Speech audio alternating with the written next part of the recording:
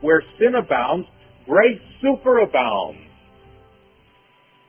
Years ago, my grandfather was quite an artist, and he had painted a beautiful scene of the open sea, an oil painting on canvas.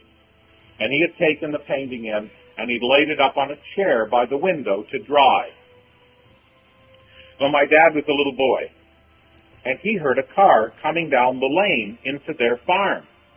And he ran over and jumped up on the chair to look down the road to see who was coming. And he put his foot right through the canvas.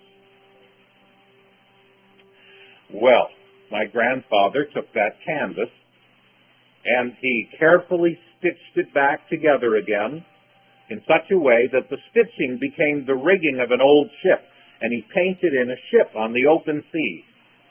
And it became a much more interesting picture afterwards by grace than it was originally, you see. Now, God has a wonderful way of doing that. And he can take a curse and turn it into a blessing. And this happens all the way through the Bible. Well, you read Matthew chapter 1 and you read about this woman Tamar. That was no way to go about it, was it? No?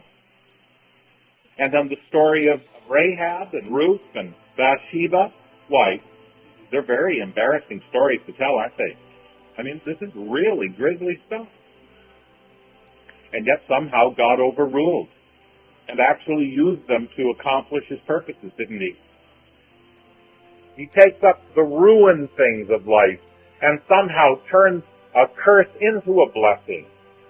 He takes the cross, the worst thing that ever happened, when men murdered their own God, and he turns it into the best thing that ever happened. That's the story of grace. It's the story of the gospel. That God can take lives that are ruined, and if we hand them over to him, he doesn't simply discard the things that have spoiled us. He takes our failures and turns them into ministries.